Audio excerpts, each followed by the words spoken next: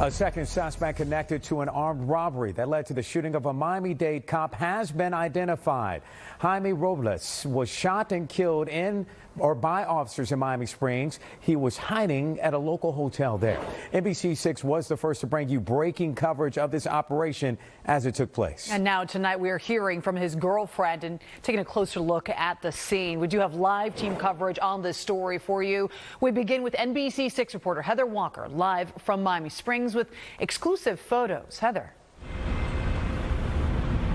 Yeah, these exclusive photos were given to us by a resident who was inside this hotel when those shots fired out, taking down the second suspect tonight. That resident telling me he's feeling very lucky and thankful that he, along with a child, are alive tonight.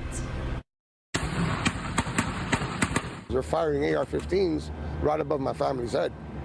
You know, and they had no regard for our lives. Eduardo Kasem says he's staying directly below the suspect's room here at the extended stay hotel in Miami Springs, telling us he found a bullet casing in his vent that came down from his upstairs neighbor's room, which had 2 bullets come through the wall. These are the photos that the resident shared, 1 bullet traveling from the bathroom and stopping in a fridge in the next room. That resident didn't want to go on camera, but says he was babysitting his cousin's daughter at the time. His neighbor commenting. If the girl would have been in the bathroom, she would have been shot.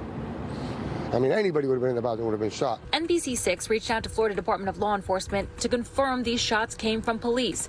Our questions were received, but no answers today. The girlfriend of the second suspect who was killed during this hotel shooting did speak to us today, sharing this picture of Jaime Robles, who goes by Rico, saying they were staying at the hotel with their 3 kids. He was a great person. He was kind. He will help anyone. That's what we did with Horton. We were helping him. The girlfriend, who did not want to be identified, says Rico recently met Jeremy Horton and lent him the car the night of the officer-involved shooting, but says that's the extent of Rico's involvement and he shouldn't have been killed. He wasn't linked to that. And what about the robbery, the armed robbery that occurred? Was he linked to that? I didn't even know nothing about that.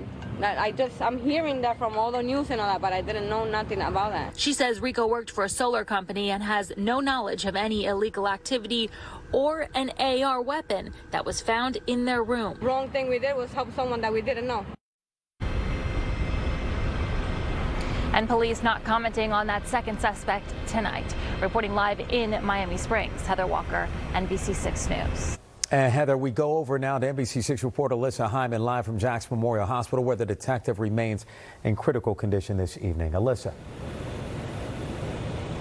Hi, Joanne. Well, the last update that we had was now more than 24 hours ago. And as you mentioned, that update was that the officer was still in critical condition. We also know from a letter that was sent out to the police department that the officer was in neurological ICU. And a county commissioner yesterday revealed that the officer had been shot in the head. 29-year-old Cesar Echeverry is still fighting for his life Wednesday at Ryder Trauma Center, nearly 2 days after the Miami-Dade detective was shot in the line of duty.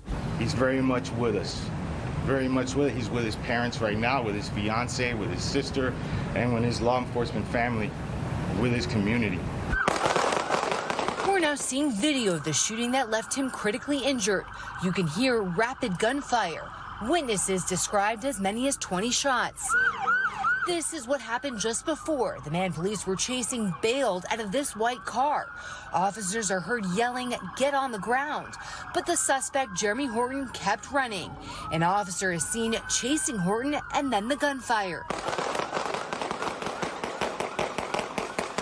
Officers rush to the corner, retrieving Detective Echeverry. Another cell phone video shows Horton bleeding on the ground and officers trying to perform CPR. He died at the scene. At the hospital Tuesday, officers gathered in prayer for Detective Echeverry, a 5-year veteran with the department. Police Director Freddie Ramirez says they called him Etchy. I know him because the robbery detectives work out of headquarters, and I know his smile, I know his heart, I know as a father what it feels like to see a young man like that injured in that fashion in such a violent way.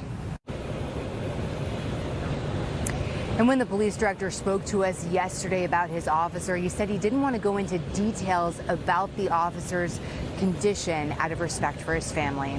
For now, we're live outside Jackson Memorial Hospital. Alyssa Hyman, NBC6 News. All right.